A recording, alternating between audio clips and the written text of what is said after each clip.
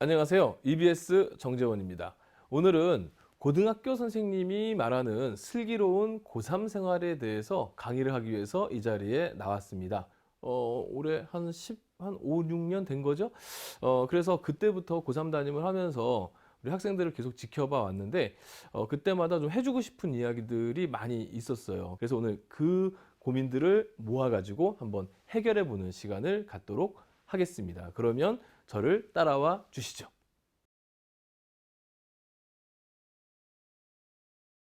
고3이 돼서 가장 큰 고민. 제가 생각할 때 우리 고3 학생들의 고민은 바로 이것이 아닐까. 내신과 수능. 이 둘 중에 무엇을 더 비중 있게 해야 되는가. 내신이냐, 수능이냐. 너무 고민이 되는 거죠. 그래도 대학 입시는 수능 아니야? 라고 생각하고 수능만 하자니 이 장기간에 걸친 이 수험 기간 동안 뭔가 좀 막혀 있는 듯한 그런 느낌도 있을 거고요. 그렇지만 또 한편으로는 정시가 마구 는다고 하는데 이거 수능을 안 할 수도 없고 그러니 내신과 수능 이 두 가지의 고민에 빠질 수밖에 없을 것 같은데요.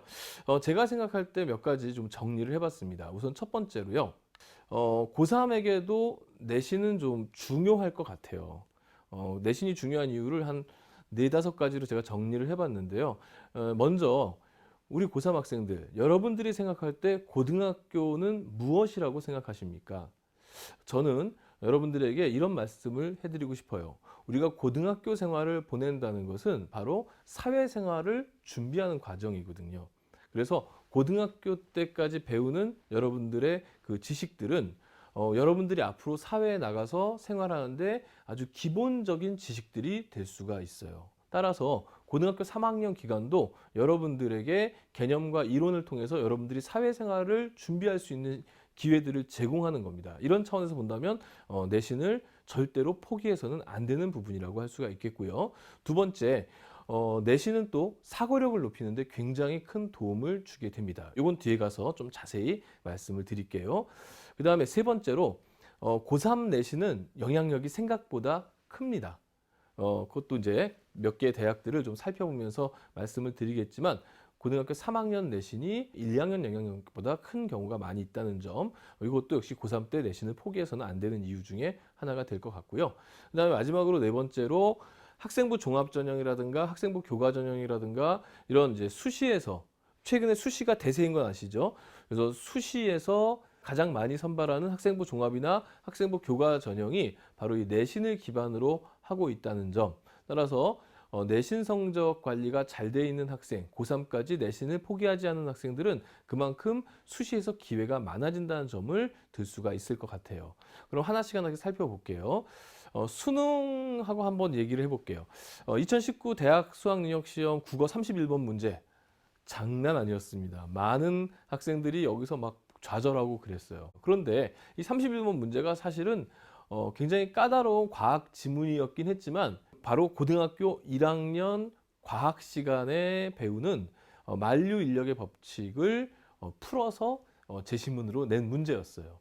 사실 고등학교 1학년 때 내신에 충실해서 이런 개념들을 충분히 알고 있었다면 아마 국어 31번 문제가 그렇게 어렵게 느껴지지는 않았을지도 몰라요.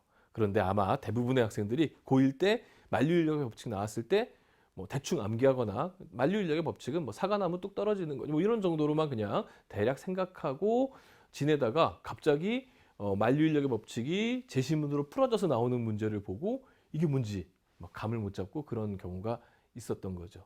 따라서 고등학교의 내신 공부를 통해서 개념과 이론을 충실히 한다면은 많은 부분이 해결된다는 점을 좀 아셨으면 좋겠고요. 그게 이제 각 교과별로 나눠진다는 거죠. 그래서 국어 교과, 수학 교과, 영어 교과, 사회 교과, 과학 교과, 생활교양 교과 이런 것들로 나눠지고 이것을 또 1, 2, 3학년으로 나눠서 여기서 이제 얻어지는 수많은 역량이라든가 아니면 여기서 이 공부를 하면서 여러분들이 파악한 소질이라든가 흥미라든가 적성이라든가 이런 것들이 이제 모아지는 과정이 또 내신이기도 한 겁니다. 그리고 내신은 사고력을 높이는데 굉장히 큰 도움을 주게 됩니다. 이게 무슨 말이냐면요. 제가 필기 하나를 지금 보여드릴 거예요. 필기를 보시면 선사시대 역사에 대한 필기가 아주 잘 정리가 돼 있어요. 그런데 여러분, 이 필기만 보고 공부를 하는 것이 과연 득이 되느냐? 올리 필기? 그건 정답이 될 수가 없죠. 내신은요, 수많은 선생님들, 학교의 선생님들 어떻게 구성되어 있는지 아세요? 20대 선생님부터 60대 선생님들까지 계세요. 그리고 선생님들은 필기를 하시거나 교과서를 같이 읽어주시면서 이것을 어떻게 하십니까? 해석해 주시죠. 설명해 주시죠. 이 설명해 줄 때 가만 보면 20대 선생님들과 30대 선생님들, 40대, 50대, 60대 연령별 선생님들이 또 성향이 다른 선생님들이 이 설명하는 방식이 다 달라요. 접근법도 좀 다르고, 물론 기본적인 개념은 일치하더라도 그것을 설명하고 접근하는 방식이 다 달라요. 학생들은 이것까지 같이 배우는 게 내신이에요. 그래서 10대 학생들이 20대부터 60대까지의 어른들의 사고력을 통해서 수업으로 배워나가는 것, 이게 내신입니다. 따라서 내용 플러스 설명까지 더해지면서 여러분들의 사고력은 10대지만 60대, 50대의 사고력까지도 갈 수가 있게 되는 거죠. 그래서 내신이 이렇게 중요한 겁니다. 세 번째로 고3 내신의 영향력이 굉장히 커요.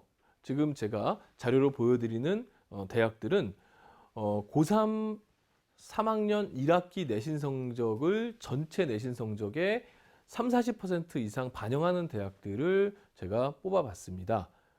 대체로 이제 40%, 어느 대학은 또 50%까지 고3 내신 성적을 반영을 하게 되는데요. 우리 고1은 1학기, 2학기, 고2도 1학기, 2학기, 고3은 한 학기만 들어가요. 그러니까 고1 뭐 20%, 고2 40%, 고3 40% 이렇게 반영이 된다 하더라도 사실상 고3은 한 학기를 40%를 반영하는 거고 고2는 두 학기를 40%를 반영하는 거기 때문에 고3 한 학기의 영향력이 엄청나게 큽니다. 거기다가 성적이 상승한다? 이거는 상식적으로 봤을 때도 누군가 성장하고 상승하는 곡선, 이걸 보면은 더 그 사람이 더 보기 좋아 보이고 우수해 보이잖아요. 그렇기 때문에 고3 때 내신을 열심히 해서 성적이 상승된다면 대학에서 볼 때 학생을 우수하게 볼 가능성이 높다는 거죠. 따라서 고3 내신 중요하다는 것 또 한 번 강조가 될 것 같고요. 그리고 내신 성적이 좋은 학생들은 여러 가지 수시의 기회가 창출될 수가 있다는 점을 아셔야 될 것 같습니다. 지금 대학 입시의 대세는 수시와 정시 중에 아직까지는 수시죠. 뭐 정시 앞으로 많이 올라간다 하긴 하지만 아직까지는 수시고, 또 수시의 대세는 학생부 교과와 학생부 종합이에요. 학생부 교과 40%, 학생부 종합 24%뭐 이렇게 선발을 하게 돼 있기 때문에 전체의 뭐 한 70% 가까이를 학생부 교과와 학생부 종합으로 선발한다 했을 때, 그리고 이 학생부 교과와 학생부 종합이 내신을 기반으로 한다라는 점을 우리가 알고 있을 때 내신 성적이 좋고 올라가면 이 수시의 기회가 많아지고 창출될 수 있다는 것을 알 수가 있는 거죠. 제가 한번 정리를 해봤어요. 서울 소재 좀 상위권 대학에 가는 그 학생들의 성적대, 또 그 성적대별로 지원하는 패턴, 이런 것들을 쭉 정리해 봤어요. 그리고 서울의 중위권 또는 이제 수도권 소재의 또 주요 대학들을 또 다시 한번 정리를 해봤는데, 결국 내신 성적 1등급대 학생들은 선택의 폭이 너무 넓어요. 학생부 종합도 괜찮고요, 교과도 괜찮고, 또 논술도 괜찮고, 정시까지도 생각해 볼 수 있는 거니까 괜찮을 것 같아요. 2등급대 학생들의 경우에 학생부 종합, 학생부 교과 또는 논술, 또 정시, 뭐 1등급대 학생들과 뭐 마찬가지로 뭐 수능만 잘 나와준다면 뭐 이 친구들 뭐 여러 가지 해볼 수가 있겠죠. 3등급대 학생들부터 굉장히 중요한 부분인데요. 3등급 때는 사실상 성실하게 공부한 학생들 중에 가장 많이 걸리는 게 3등급 때가 됩니다. 숫자적으로도 3등급 때가 좀 범위가 좀 넓고요. 따라서 이 3등급 때 학생들, 내신 3등급 때가 유지가 된다면 비교과 활동하고 같이 연계돼서 학생부 종합 전형에서 상당히 좋은 성과를 거둘 수 있는 그런 성적대가 되고요. 또 그 수도권 대학으로 서울 소재 대학이 서울 소재 상위권 대학이 아니더라도 수도권 소재 대학으로 가더라도 다양하게 이제 활용해 볼 수가 있게 되는 거죠. 반면에 내신이 5등급 이하로 넘어갔을 때는 학생부 종합이나 학생부 교과에서 별다른 성과를 만들어내기가 좀 어렵습니다. 그러면 결국 갈 수 있는 게 논술이나 정시 쪽으로 가야 되는데 논술과 정시가 쉬운 것은 아니기 때문에 결국에 내신 성적이 유리한 학생들이 입시에서 성공을 거둘 가능성이 굉장히 높아지는 거죠. 그러면 내신에 대한 이야기는 여기서 좀 마무리를 하고요. 그러면 수능은 그럼 어떤가? 수능 준비해야 되나? 이 부분에 대해서 한번 생각해 보는 시간을 갖도록 하겠습니다.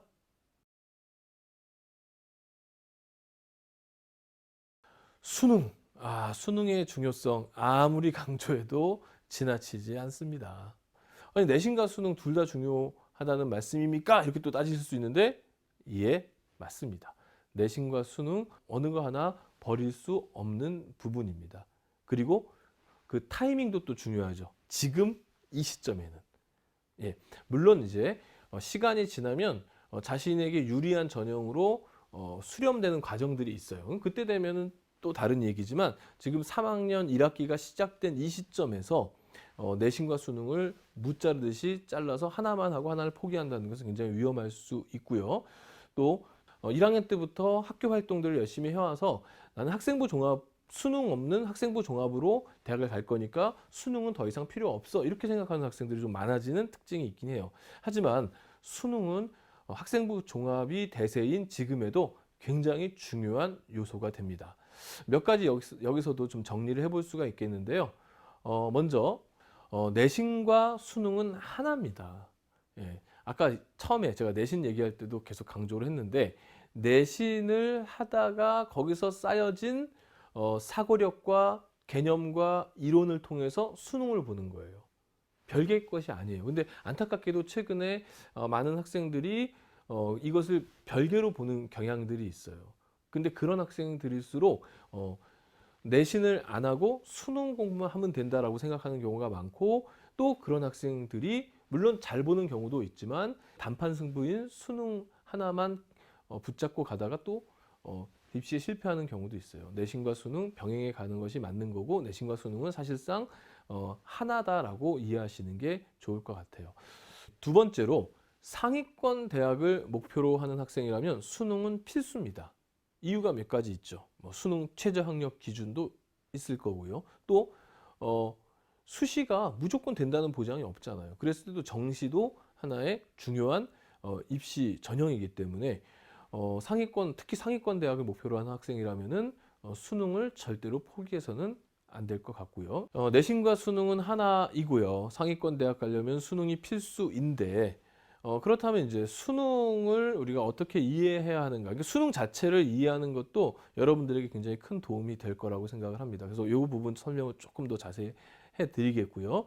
마지막으로 이제 그럼 수능 대비는 어떻게 해야 되느냐? 이런 것도 좀 궁금하시죠? 그래서 그것도 제가 좀 말씀을 좀 드리도록 하겠습니다. 먼저 그래프를 보시면 내신과 수능의 상관관계인데요. 내신과 수능이 자세히 보시면은 이렇게 정비례하는 것을 볼 수가 있습니다. 이것은 이제 통계적인 부분인데요. 대략 이제 정비례해서 올라갑니다. 알고 계시잖아요. 학교에 내신 1등급짜리가 전교 1등짜리가 수능도 그 학교에서 제일 잘 보는 경우가 가장 많지 않습니까? 그래서 정비례하는 경향이 있고요. 최근에 경향성 중에 드러나는 것이 학생부 종합이 대세를 이루다 보니 학교 활동을 열심히 하다가 수능 준비가 채 안 돼서 내신은 높은데 또 활동도 많은데 수능 성적이 안 나오는 경우들이 이제 듬성듬성 나타나고 있고요. 또 자사 특목 뭐 이런 고등학교 들어보셨죠? 자사고 특목고 내지는 지방의 비평준화 고등학교에서는 워낙 우수한 학생들이 한꺼번에 모여 있는 곳이다 보니까 내신 따기가 굉장히 어려움을 많이 겪죠. 그러면 이제 그럴 경우에 이 학생들이 이제 수능 준비를 하면서 내신은 낮지만은 수능은 잘 보는 이런 경우가 종종 있죠. 하지만 일반적인 경우는 내신과 수능이 일치해서 정비례해서 올라간다는 사실을 기억해 주시고요. 이거는 제 뇌피셜이 아니고 바로 통계적으로 나타나는 결과물입니다. 팩트입니다. 믿으셔야 됩니다. 그 다음에 상위권 대학을 가기 위해서는 내신 수능 성적이 되게 필수다. 그러면 이제 상위권 대학의 정시를 한번 보면 좋은데요. 2020년 입시와 2021년 입시를 비교해 보면 정시 모집 인원에서 올해 2021년 입시에 상당히 많은 숫자가 증원된 것을 확인해 볼 수가 있습니다. 줄어든 대학이라든가 안 뽑는 대학은 큰 편차가 없는 대학은 거의 없고요. 대체로 상위권 대학을 중심으로 많이 올라간 것을 확인해 볼 수가 있습니다. 따라서 상위권을 목표로 하는 학생이라면 절대로 수능을 포기할 수 없는 부분이 되겠죠.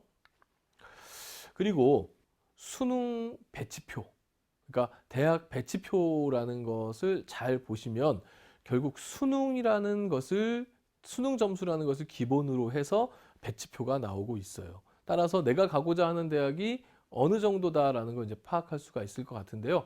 아마 이 화면을 보시면 지금 수능 100분위 평균 점수 대별 대학의 점수가 나와 있어요. 물론 이게 절대적인 것은 아닙니다. 학교에 따라서 학교 안에 그 또 학과가 있잖아요. 학과에 따라서 뭐 더 높은 학과도 있고 더 낮은 학과도 있고 하기 때문에 대략 뭐 뒤죽박죽 섞일 수도 있지만 이 배치표는 기본적으로 이 성적대 학생들이 이 정도를 간다라고 하는 어떤 통계적인 또는 이제 경험적인 수치가 됩니다. 따라서 굉장히 중요한 지표가 될 수가 있는데요. 이것을 통해서 자신의 위치를 확인하고 내가 지금 어느 정도 갈 수 있는 학생인가를 평상시 수능의 예비 시험이라고 하는 모의고사를 통해 확인해 볼 수가 있겠죠. 이런 부분들이 확인이 돼야만 나중에 수시에서 원서를 쓰든 정시까지 가든 간에 자신이 정확하게 원하는 자신의 위치에 맞는 그런 대학을 지원할 수 있고 합격했을 때 만족도가 올라갈 수가 있게 되는 겁니다.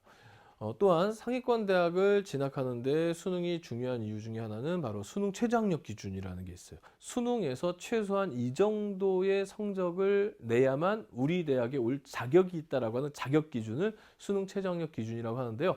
상위권 대학일수록 이런 수능 최저학력 기준을 많이 설정해 놓고 또 통과하기 어렵게 설정해 놓았습니다. 이런 부분들을 생각한다면 수능을 절대 포기할 수는 없겠죠. 이런 거 왜 했을까 이렇게 생각하는 친구들도 있을 것 같아요. 저희 제자들 중에서도 선생님 정말 저는 수능 너무 자신 없어요. 정말 내신만 가지고 뽑으면 되지 이렇게 얘기하는 친구들도 있거든요. 그런데 대학 입장에서 보면은 내신 성적이 좋다고 해서 이 학생의 학업적 역량을 100% 신뢰할 수 없다. 또한 이 학생의 활동량이 많다고 해서 활동이 풍부하다고 해서 이 학생의 역량을 100% 신뢰할 수 없다. 이렇게 생각하는 대학들이 있거든요. 그런 대학일수록. 근데 그런 대학들이 또 상위권 대학일수록 많거든요. 그래서 이런 대학들이 수능 최저학력 기준을 적용하고 있다는 점. 그럼 상위권 대학을 가기 위해서는 그 대학의 수능 최저학력 기준을 통과해야 되는 거니까 역시 수능의 중요성 강조할 수밖에 없는 것이죠. 그러면 수능을 조금 더 우리가 좀 살펴볼 필요가 있거든요. 수능은 어떤 시험인가? 수능을 조금 더 정확하게 이해하시면 수능을 대비하기가 수월합니다. 그 팁을 또 드릴게요. 먼저 지금 보시는 화면은 수능 성적표입니다. 수능 성적표에 보시면 막 숫자가 막 나와 있어요. 그러면 어떤 거는 막 100 몇 점 나와 있고 어떤 건 90 몇 점 나와 있고 어떤 거는 한 자리 숫자로 나와 있고 막 그래요. 100점 이렇게 나와 있는 거 요거는 표준 점수라고 하고요. 그다음에 이제 100점 미만으로 이제 성적이 나와 있는 것이 바로 이제 100분위라고 하는 거고요. 그다음에 이제 한 자릿수로 나온 것이 이제 등급이라고 하는 건데요. 이게 다 의미가 있어요. 어떤 의미가 있냐면 이 수능이라고 하는 시험은 선택 과목이 있잖아요. 특히 탐구 과목 쪽에서 이제 선택을 하게 되고 수학도 뭐 가형, 나형 이제 선택을 하게 되는데 선택한 과목들이고 또 개별 과목마다 다 영역별로 출제가 되기 때문에 어떤 건 쉬울 수 있고 어떤 건 어려울 수 있단 말이에요. 그래서 이 성적들을 난이도를 좀 표준화 시켜 가지고 하는 표준 점수 제도라는 것을 활용합니다. 그럼 표준 점수 제도라는 게 뭐냐? 그래서 평균에서부터 내 위치를 표준 점수라고 해요. 그래서 내가 평균보다 잘 봤으면 평균 평균점에다가 플러스 알파 점수를, 그다음에 평균보다 못 봤으면 평균점에다가 마이너스 알파 점수를 부여를 하게 되는 거죠. 표준 점수를 받아보면은 130, 120, 뭐 105, 103, 나는 100점 만점짜리 시험을 봤는데 막 130점이 점수로 나오는 이유가 바로 거기에 있는 거죠. 그럼 이게 뭐냐? 도대체 이 표준 점수가 어떤 의미냐? 이 자체가 점수예요. 학생은 이번 시험에 국어에서 이 정도 위치 점수를 받았어. 이 정도 평균보다 잘했어. 이렇게 그것을 수치화해서 점수로 주는 겁니다. 이 표준 점수를 어디다 써먹느냐? 근본적으로 이 표준 점수를 이용해서 백분위 점수라는 것을 산출을 하게 됩니다. 그래서 표준 점수를 통해서 학생들을 서열화시킨 다음에요. 이것을 이제 100개의 칸으로 쪼개가지고 백분위 점수라는 것을 만들게 됩니다. 그럼 예를 들어서 이런 거죠. 60만 명의 학생이 수능을 봤다. 예를 들어 국어 영역을 봤다. 그러면 이제 국어 영역에 1등부터 60만 등까지가 나오겠죠. 그러면 그 학생들을 이제 100개의 칸으로 넣는다. 그러면 이제 1%씩 집어넣는 거예요. 그러면 60만 명 중에 1%면 6천 명. 그러니까 1등부터 6천 등까지, 표준 점수 1등부터 표준 점수 6천 등까지는 백분위 점수 1%가 나오는 거죠. 표준 점수 6천 1등부터 표준 점수 12,000등까지는 2%의 백분위 점수를 받게 되는 겁니다. 그러면 이제 그게 성적표로 나올 때는 1%는 99%, 그다음에 2%는 98% 이렇게 나오게 되는 거죠. 다만 이 백분위로 됐을 때는 이게 점수가 달라도 이게 동점 처리가 되는 상황이 발생을 해요. 예를 들어서 60만 명 중에서 만점자가 뭐 한 500명, 그 다음에 하나 틀린 학생이 한 3,000명, 뭐 또 두 개 틀린 학생이 뭐 한 2,000명 이렇게 되면은 만점부터 두 개 틀린 학생까지 모두가 다 같은 백분위 점수로 나올 수가 있겠죠. 이게 이제 백분위 점수의 특징인데, 이러다 보니까 상위권 대학에서는, 특히 최상위권 대학에서는 이 백분위 점수로는 학생을 선발하기가 굉장히 어려워요. 6,000등, 뭐 최근에 한 50만 명 시험 보니까 5,000등까지 한 점수로 나오는 거니까. 그래서 이 수능이 갖고 있는 성격이 참 묘한 겁니다. 표준 점수를 통해서 백분위. 근데 그 표준 점수는 자신이 평균보다 얼마나 잘했느냐, 그러니까 평균보다 잘했느냐 못했느냐를 가지고 표준 점수를 내고 그것을 이용해서 석차를 나눈 다음에 이것을 백분위로 만들어서 성적이 나오게 되고, 이 백분위에 따라서 이제 4%냐 11%냐 23%냐 여기 이렇게 해가지고 또 등급이 또 나오게 되는 겁니다. 이게 이제 수능에 대한 기본적인 이해 부분입니다. 그렇다면 수능을 어떻게 대비해야 하는가? 수능은 지난달 내 모의고사보다 이번 수능에서 몇 점 더 잘 나왔느냐 이게 중요한 것이 아니고, 나와 같이 시험 본 학생들의 평균치보다 내가 얼마나 잘 봤느냐 얼마나 못 봤느냐가 중요한 시험이라는 거예요. 그럼 여기서 얻을 수 있는 팁이 뭐냐? 남들 안 할 때 내가 더 열심히 하는 거, 남들보다 내가 더 열심히 하는 거, 이것이 첫 번째라는 거예요. 그걸 명심해 주셔야 될 것 같고요. 그 다음에 수능은 단기간의 공부가 아니에요. 그래서 한꺼번에 많이 하고 그 다음에 안 하고 이렇게 공부해서는 안 됩니다. 꾸준하게 자신의 것으로 만들어가는 과정이 필요한 겁니다. 그래서 수능 대비는 많이 한꺼번에 하루에 날 잡아서 많이 하기보다는 매일매일 꾸준하게 해주는 것이 크게 도움이 되고요. 그 다음에 수능은 사고력이라고 하는 부분이 굉장히 중요한 시험이라는 거 명심하셔야 될 것 같아요.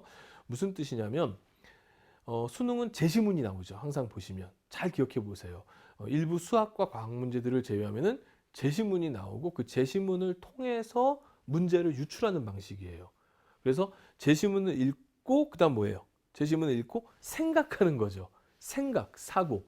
제시문을 읽어보니까 요 내용은 아마 내가 배웠던 개념의 이런 내용을 설명한 내용일 거야 유추하고 사고해서, 그러면 이것은 이런 부분을 묻는 문제겠지라고 문제까지 이어지는 거. 문제로 얘기하면 출제 의도 파악이라고 얘기하는데, 이게 바로 사고력과 관련이 돼 있는 겁니다. 그럼 이거 어떻게 대비할까요? 사고력. 앞서 이 강의의 앞쪽으로 가시면 제가 내신 얘기하면서 사고력 얘기를 했죠. 두 가지 얘기를 했죠. 내신을 통해서 개념과 이론을 공부하고 그다음에 선생님들 다양한 연령대의 다양한 개성을 가진 선생님들을 통해 선생님들과의 수업을 통해서 그 선생님들의 사고력을 배워 나가는 것, 이게 바로 수능의 대비가 된다고 볼 수가 있겠습니다. 그다음에 또 수능에서 또 기본적으로 우리 학생들이 챙겨줘야 될 것이 있는데요. 바로 집독기를 먼저 챙겨야 된다. 산토끼는 나중이다. 그럼 집독기는 뭐냐? 지금 내 실력을 잘 파악하셔야 된다는 거죠. 우선 기본적으로 뭐부터 해야 됩니까? 쉬운 것과 중간 난이도의 문제에서 틀리면 된다, 안 된다? 안 된다. 왜? 수능 아까 뭐라고 했습니까? 평균보다 높냐 낮냐 되게 중요하다고 그러죠. 그럼 최소한 평균을 구성하는 쉽거나 중간 난이도 문제에서는 절대로 실수가 있어서는 안 된다는 겁니다. 결국 집독기 쉽고 중간 난이도 문제를 먼저 잘 풀어놓고 그게 이제 탄탄하게 됐다라고 판단됐을 때 그 다음 단계에 산토끼 잡으러 가는 겁니다. 그렇다면 수능은 어떻게 목표를 삼아야 될까? 물론 당연히 만점 받으면 좋죠. 결국 이제 난이도라는 거 존재하는 거고 또 학생들의 수준과 준비도라는 게 존재하는 거기 때문에 우리 학생들에게 현실적인 수능 목표는 무엇이 돼야 되냐면 자기가 희망하는 대학, 이게 희망하는 대학이 높을 수도 있어요. 지금 자기가 생각하는 것보다 좀 높을 수 있는데 자기가 희망하는 그 대학에서 제시하는 수능 최저학력 기준은 최소한 통과해야 되지 않을까. 그거 정도는 맞추는 수준으로 고민하시고 준비하셔야 될 것 같습니다. 그래서 수능의 대비까지 한번 알아봤고요. 수능에 대해서 또 많은 질문 중에 하나가 탐구 과목 선택에 대한 이야기를 많이 합니다. 어떻게 탐구 과목을 선택해야 하나요? 이런 질문들을 많이 하는데요. 먼저 학생들이 많이 선택한 과목을 선택하는 게 좋아요. 그것은 이제 이런 원리랑 같은 거예요. 여러분들 100명이 달리기에서 30등 안에 들기 어려울까요? 쉬울까요? 뭐 한번 해볼만 하시지 않을까요? 그런데 3명이 달리기에서 1등 무조건 보장할 수 없죠.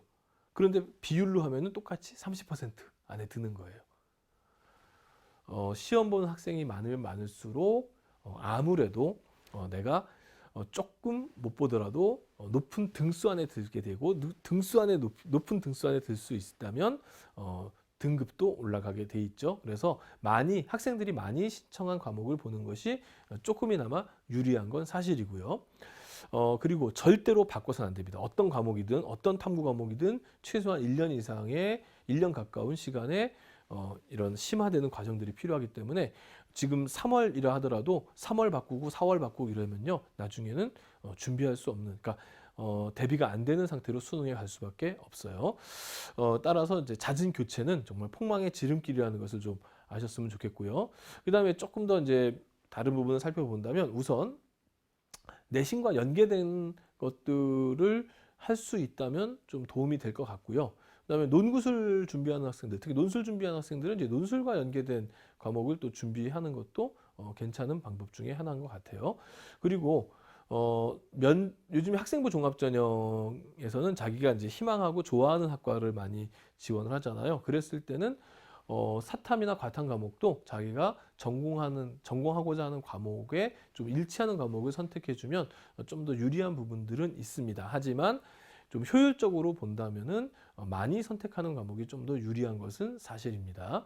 예, 그러면 이제 구체적인 과목 선택들을 살펴보도록 하겠습니다. 이건 이제 학생들의 성향에 따라서 조금 세분화한 건데요. 예를 들어 이제 인문계 학생이지만 수학적인 능력이 좀 좋은 학생들이 있어요. 수리적인 능력이 좋은 학생들. 이런 학생들은 아무래도 자연과학과 인문과학의 좀 중간 지점에 해당되는 또는 융합적인 요소가 강한 과목들이 좀 유리하겠죠. 대표적으로 뭐 지리라든가 아니면 이제 사회문화라든가 경제 과목이 아마 대표적인 과목이 될 것 같아요. 또한 이제 인문계 학생 중에 이제 어휘력이 풍부해서 아주 독해도 잘하고 이런 친구들이 있죠. 이런 친구들은 제시문 길고 이런 것들을 잘 해석해내잖아요. 네, 그런 친구들은 아무래도 윤리 같은 과목들 또는 이제 사회문화 같은 과목들 이런 과목들이 조금 더 이제 유리한 부분이 있겠죠. 그 다음에 덕후 중에서 이제 고등학교 인문계 쪽의 덕후들 중에서는 역덕이라는 게 있어요. 역사 덕후들이 좀 있어요. 그래서 이제 역사를 좋아하는 친구들은 대체로 학생부 종합으로 사학과나 역사교육과 쪽을 많이 지원하게 되고 나중에 면접도 이제 그쪽으로 많이 보기 때문에 가급적이면은 역사 쪽을 선택해서 준비하는 것도 나쁘지 않을 것 같아요. 물론 지금 한국사는 필수지만 세계사나 동아시아사 이런 과목들을 선택해서 준비하는 것도 나쁘지 않을 거라고 생각을 하고요. 이공계 쪽에서도 한번 알아본다면요. 과탐 역시 이것도 이제 학생의 성향에 따라서 조금 더 나눠볼 수가 있거든요. 먼저 이제 자연계 학생 안에서도 또 수학을 잘하는 학생들이 있어요. 수리적인 거 아주 잘하는 친구들이 있는데요. 이런 친구들은 이제 물리 또는 이제 물리 1, 물리 2, 화학 2 이런 과목들이 좀 유리할 것이고요. 자연계의 어떤 현상들을 아주 미시적 현상들을 이해하고 공부하는 것을 좋아하는 학생들이 있어요. 또는 막 뭐 이런 것들을 통해서 희열을 느끼는 그런 친구들이 있어요. 그런 친구들은 이제 화학 1, 2 또는 이제 뭐 생물 2 이런 과목들이 조금 더 유리하다고 해요. 물론 흥미도와 개인의 또 이제 학생들이 얼마나 신청하느냐 여기에 따라 좀 달라지긴 하겠지만은 조금 뭐 유리하다고는 합니다. 그다음에 이제 세 번째로 이공계 학생 중에서 이공계를 희망하는 학생들 중에서 수학 좀 과학 과목에 자신 없는 친구들이 있어요. 솔직하게 말씀드려서 그런 친구들은 일단 이공계도 개념 암기가 되게 중요하기 때문에 이럴 때는 이제 암기 능력으로 승부를 볼 수 있는 과목들이 있겠죠. 뭐 대표적으로 생물원, 지구과학원 이런 지구과학 2 이런 과목들인데요. 이런 부분들을 생각해서 자기가 필요한 과목들 한번 선택해 보시는데 참고하셨으면 좋겠습니다.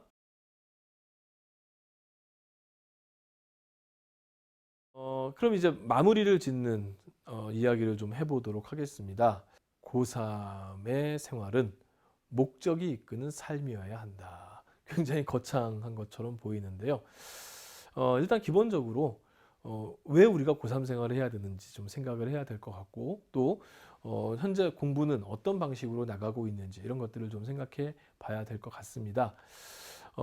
일단 제가 가장 걱정하는 것은 의미 없는 열심이 있어요. 굉장히 열심히 하는 것처럼 보이는데 의미가 없고요. 또 상담을 할 때 너 참 열심히 하는구나.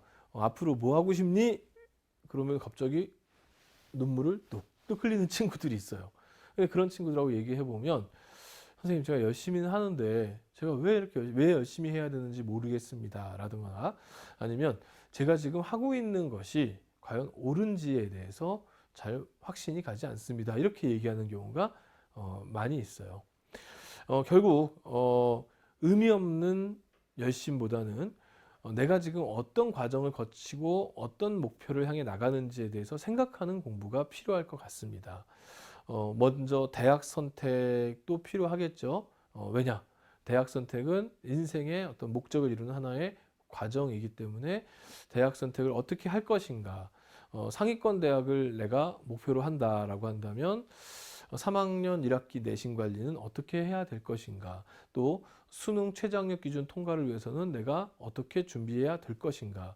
이런 것들이 이제 고민이 되겠고요. 그 다음에 뭐 상위권 대학은 아니더라도 뭐 중상위권의 학과 괜찮고 또 나이가 공부를 열심히 할 수 있는 대학을 목표로 하겠다 한다면은 그 대학이 필요한 어떤 내신의 요소는 무엇이고 얼만큼 내가 끌어올려야 하고 또 학교 활동에서 혹시 부족한 부분을 3학년 1학기라도 채울 수 있는 게 있을까 없을까 이런 걸 또 생각해 볼 필요가 있는 거죠. 특히 이제 이 부분에서 많은 학부모님들이 저에게 질문을 해오신 부분인데요. 고3 올라가서 활동을 열심히 해야 하나요? 라고 이제 질문을 많이 해요. 고3에서도. 그러니까 쉽게 얘기해서 고3에서도 봉사활동도 고3 때도 많이 해야 되나요? 독서도 고3 때 많이 해야 되나? 이런 얘기 많이 하는데요. 일단, 대학의 목표를 잘 설정해야 되는 거죠. 최상위권 대학을 목표로 한다면, 근데 내가 최상위권 대학을 가기 위해서 내신은 준비되어 있고 수능은 어느 정도 준비가 되어 있는데 활동이 부족하다 하면 그때 조금 활동을 해 나갈 필요가 있는 거죠. 그런데 그냥 나는 내 현재의 내신 성적이나 수능 성적으로 충분히 갈 수 있는 대학이 있고 그 대학이 현재 목표예요. 그런데 굳이 그 대학의 그 목표한 대학에 갈 수 있는 상황이 됐는데 그거 외에 플러스 알파적 요소를 만들 필요는 없는 거죠. 그러니까 대학의 목표가 어느 정도 정해져 있는지에 따라서 내가 지금 더 끌어올려야 될 것이 있는지 아니면 현상 유지가 좋은지, 아니면 수능 내신 활동 중에 어떤 요소를 끌어올려야 하는지, 이런 것들을 좀 판단하실 필요가 있는 거죠. 또 중위권 대학이 목표라고 생각하는 학생들, 내지는 또는 뭐 하위권, 내지는 전문 대학을 목표로 하는 친구들도 있어요. 이럴 경우에는 최근에 올해, 여러분 그거 아세요?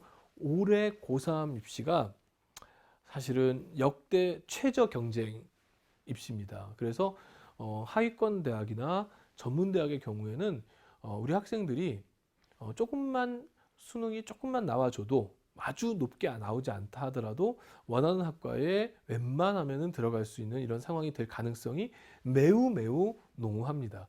이럴 때 여러분들의 선택은 무엇이 되어야 되느냐? 수능 내신도 중요하겠지만 자신의 인생이 중요하겠죠. 특히 이제 전문대 같은 경우에 어떤 전문대, 어떤 학과를 갈 것이냐. 전문대는요, 서열이 있다고 보기는 어려워요. 뭐 어느 전문대가 더 높은 대학이냐, 그걸 따져서 무슨 의미가 있겠습니까?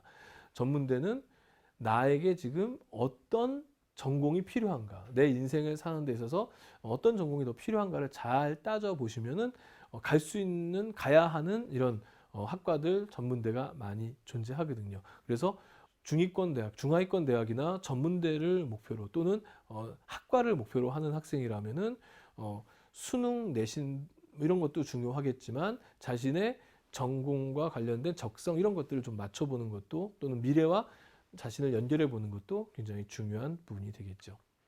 그 4월 모의고사가 끝나고 중간고사가 끝나면 5월 달입니다. 이때 이제 위기가 시작이 돼요. 근데 이제 위기가 시작되는 이유가 몇 가지가 있는데요. 우선 이제 긴장을 좀 잃죠. 긴장을 좀 망각하게 되죠. 3월 달에는 이제 대체로 긴장을 많이 합니다. 준비도 많이 하고요. 3학년 담임을 하게 되면, 3학년 담임을 하면서 이제 3월 첫날 교실에 들어가게 되면은 학생들에게 말 붙이기가 좀 미안할 정도고요. 교실에 그 연필 긁적이는 소리밖에 안 들려요. 그다음에 책 넘어가는 소리, 착 사각사각, 착 사각사각. 정말 그때 보면은, 야, 얘들 대학 다 자가겠구나, 이런 생각을 하게 되는데, 이제 4월, 5월 지나면 많이 분위기가 달라지죠. 아마 이 방송을 보고 있는 N수생 여러분들은 확실하게 이제 느낄 텐데요. 이제 긴장감에 이제 망각이 있어요. 사람이 언제까지 긴장하고 살 수는 없는 거기 때문에 너무나 당연한 부분인데, 이게 이제 5월 달에 위기로 다가오게 되는 거죠. 그리고 입시를 준비할 때 대체로 언제 준비하기 시작하냐면, 선배들의 수능 끝나는 날, 다음 날이죠. 선배들 수능 끝난 다음 날, 이제 2학년 학생들이 학교에 딱 와서 교실에 앉아 있으면 우리 선생님들이 한마디씩 하죠. 이제 너희가 고3이다. 그래서 아침부터 그 얘기를 들어요. 아침에 조회 때 담임 선생님이 이제 너희가 고3이다. 1교시 들어온 선생님이 이제 너희가 고3이다. 7교시 들어온 선생님까지 이제 너희가 고3이다. 그래서 이제 그때부터 이제 학생들이 긴장을 하죠. 아, 고3이야. 나도 이제 드디어 고3이 되었어. 열심히 해야지. 11월, 12월, 1월, 2월, 한 5월쯤 되면은 그 체력이라든가 에너지가 상당히 방전이 되게 되죠. 그때 꽃피는 5월, 그냥 숨만 쉬어도, 그 야외에 나가서 숨만 쉬어도 좋은 5월이 오게 되면 흔들릴 수밖에 없는 상황이 되는 거죠. 세 번째로는요, 최근에는 입시 정보가 상당히 오픈되어 있는 상황이죠. 우리 EBS의 그 홈페이지에 들어오셔도 상당히 많은 입시 정보를 확인할 수가 있고요. 대학 홈페이지에 들어가시거나, 또 대학교육협의회라는 곳이 있어요. 그런 데 들어가셔서, 홈페이지에 들어가셔서 보시면은 어떤 대학이 전년도에 합격생들의 내신 성적 또는 수능 성적, 이런 것들이 아주 상세하게 나와 있기 때문에 어느 정도 성적을 받아야만 대학에 갈 수 있다, 이런 것 대충 감을 잡아요. 따라서 학생들이 3월과 4월 모의고사를 보면서 내가 이 정도 수준으로 갔다가는 내가 원하는 대학에 간다 못 간다 막 판단이 되고요. 그리고 3월 달에 12월 달부터 겨울방학 동안 열심히 준비한 상태에서 3월에는 오르겠지. 아니야, 3월은 안 올랐지만 한 달 더 열심히 하면 4월에는 오르겠지. 이렇게 오르겠지 하는 이제 기대감들이 있는데, 이게 생각보다 쉽진 않아요. 계속 얘기하잖아요. 수능 모의고사는 상대평가. 나와 같이 시험 본 학생들에서 내가 얼마나 잘했느냐. 그러니까 결국 나만 열심히 하는 게 아니라 다른 애들도 열심히 하니까 나도 성적이 올랐지만 다른 애도 오르니까 내 성적 그대로 가는 거죠. 그러니까 같이 이렇게 움직이다 보면 결국 성적이 안 오르는 것처럼 보이니까 그 상실감이 말도 못하는 거죠. 이미 끝났다라는 좌절감도 들게 되는데요. 이런 좌절감과 불안감이 증폭되는 시기가 보통 4월, 5월, 특히 이제 5월 달에 중간고사까지 마무리가 되면 내신 성적에서도 자기가 크게 올라가지 않는다라는 느낌을 받은 친구들이 굉장히 불안감에 떨게 되는데 이때 이제 슬럼프가 찾아오게 되는 거죠. 따라서 이 5월달 슬럼프를 극복하는 게 굉장히 중요하고요. 슬럼프는 9월달에 한 번 더 와요. 9월달에 언제 오냐면요. 수시 원서 접수하고 나서 9월달에 한번 슬럼프가 옵니다. 그러니까 완전히 사람이 뭐 요즘에 인터넷 속으로 현타 온다고 하는데요. 수시 준비를 막 하다 보면은 자소서도 쓰고 어느 대학을 지원할까 막 신경을 막 바짝 쓰고 준비를 하고 원서를 탁 넣고 나면은 6개 카드가 딱 결정되잖아요. 그러면은 이제 뭔가 좀 허망한 시간이 이렇게 와요. 예, 그리고 긴장감이 갑자기 싹 풀려요.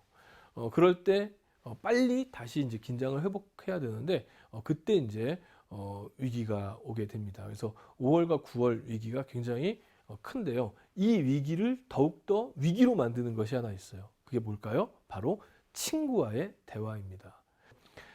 이게 굉장히 중요한 부분이죠. 이렇게 해서 시간을 2시간, 3시간 뺏기다 보면 그리고 상부상조 아닙니까? 내 고민 때문에 저 친구가 나의 얘기를 들어주느라고 오늘 2시간 공부를 못했잖아요. 그럼 그 친구가 나중에 고민할 때 내가 탁 끊을 수가 없잖아요. 이런 부분들, 친구들과의 대화가 의외로 독이 됩니다. 따라서 힘들 때는 부모님이나 선생님과의 대화를 좀 많이 하시는 게 좋아요. 특히 부모님과의 대화 굉장히 필요한 부분이고요. 부모님 역시 학생들과의 눈높이를 좀 잘 맞춰 주셔야 됩니다. 그리고 끊임없이 동기부여를 하는 그런 지혜가 필요해요. 어떤 사람이 그런 얘기를 하더라고요. 매일 아침 이렇게 조깅을 하는데 아침에 새벽에 일어나기가 너무 힘들었다는 거예요. 근데 자기가 이제 마음을 먹었다는 거죠. 아침에 눈 뜨면은 자명종 따라를 울리면 자명종 끄자마자 좀 더 자자 이렇게 생각하지 않고 5을 센대요. 5, 4, 3, 2, 1 벌떡. 그렇게 이제 자기 스스로에게 약속을 하고 거기에 맞춰서 하다 보니까 몇 개월 연속 하루도 빠짐없이 달리기를 했더라. 뭐 이런 이제 이야기를 제가 본 적도 있어요. 스스로 자신을 움직일 수 있는 방법들을 찾아 나가셔야 되겠습니다. 마지막으로 수능은 장기전임을 여러분들이 좀 명심해 주셨으면 좋겠습니다. 장기전입니다. 너무 조급해하지 마세요. 조급하면 불안해지고 불안하면 스트레스 받습니다. 스트레스가 많으면 슬럼프에 쉽게 빠지게 됩니다. 너무 조급해하지 마세요. 깁니다. 11월까지 꾸준하게 해주셔야 되겠습니다. 3학년 1학기 내신이냐 수능이냐 결론적으로 말씀드리면 아까 처음서부터 계속 이어지는 거겠지만 내신과 수능 둘 다 중요합니다. 특히 3학년 1학기 내신 절대로 포기하지 마세요. 내신 성적 안 오른다 하더라도 학교 수업을 포기하시면 안 됩니다. 학교 수업을 통해서 얻을 수 있는 것이 여러분들이 생각하는 것보다 훨씬 더 많고 수능에 효과적인 대비책이 됩니다. 수능을 대비하는 데 있어서 중위권 학생들 지금 영어 3등급, 4등급 왔다 갔다 하는 학생들 60점, 70점대 학생들 영어에 좀 더 초점을 두세요. 국어, 수학 너무 국어, 수학에 집착하기보다는 영어를 조금 더 올리려고 노력을 해보셨으면 좋겠습니다. 영어 80점은 넘겨야만 여러분에게 입시에서 상당히 유리하게 작용할 수 있다는 점 명심해 주시고 그 다음에 그래도 누구나 다 공평한 과목 있죠. 우리가 국어, 수학 같은 경우는 장기간을 거쳐서 공부를 해야만 성적이 나오지만 탐구는 누구나 다 비슷하게 1년의 시간들이 주어져요. 탐구 과목 열심히 한다면 탐구는 분명히 좋은 등급 나올 수 있으니까 탐구 좀 열심히 해주신다면 중위권 학생들은 영어와 탐구에 주력을 맞춰서 공부하시면 좋을 것 같고요. 그 다음에 수능이 장기적이라고 하는 것은 이제 수학에서 저는 또 특히 강조를 하는데요. 수학은 원점수를 가지고 장기적으로 대비하는 것이 좋습니다. 지금 60점 나오는 친구가 있다. 결국 다시 말해 이 친구는 100점 만점 중에 마이너스 40이다. 그런 얘기죠. 그러면 4점짜리 문제 10개 틀린다는 얘기네요. 4점짜리 문제 10개를 틀리는 학생이 이 10개를 다 맞추기 위해서 마구잡이로 난이도 조절 없이 공부하는 거 굉장히 위험한 거죠. 당장의 목표는 어떻게 돼야 됩니까? 일단 2문제 더 맞추자, 3문제 더 맞춰보자. 그래서 6월까지는 5문제를 더 맞춰보자. 그리고 뭐 9월까지는 거기서 한 두어 문제만 더 맞춰보자. 이렇게만 해도 60점대가 5문제 더 맞추면은 80점대가 되거든요. 그러면 4등급, 5등급 학생이 2등급, 3등급이 되는 거예요. 그래서 지금 당장의 고난이도 문제까지 다 풀려고 생각하지 말고 지금 4점짜리 문제 중에서 내가 풀 수 있는 문제를 최대한 많이 확보해 나가면서 한 단계 한 단계 나가는 거. 3학년 1학기 목표, 여름방학 목표, 3학년 2학기 목표로 쪼개가지고 수학의 문제, 맞추는 문제 개수를 넓혀 나가는 이런 장기적인 플랜을 짜보시는 것도 도움이 될 것 같습니다. 그리고 꼭 좀 정말 꼭 당부해 드리고 싶은 것은요. 이 조급증 해소에 굉장히 큰 도움이 되는 걸 수도 있는데요. 대학 입시 자체가 인생의 성공과 실패에는 아무 관련이 없습니다. 물론 인생의 방향성에 대해서 좀 움직일 수는 있지만 대학 입시의 실패는 인생의 실패가 아니에요. 또 다른 경험이고 과정이 될 수도 있는 거니까 여러분들 조급해 하시기보다는 장기적인 생각으로 인생을 생각하면서 대학 입시를 준비했으면 좋겠습니다. 지금까지 여러분들에게 이제 수능 고3에 있어서 수능과 내신과 수능에 대한 어떤 생각들에 대해서 제가 얘기를 해봤는데요. 슬기로운 고3 생활 사실 별거 없습니다. 학교 생활 열심히 하시면서 조급해하지 마시고 자신만의 플랜을 가지고 하나하나 과정을 거쳐서 장기전에 대비하며 수시와 정시에서 멋진 결과물을 얻는 것, 이것이 슬기로운 고3 생활이 되지 않을까 생각하며 제 강의는 여기서 마치도록 하겠습니다. 감사합니다.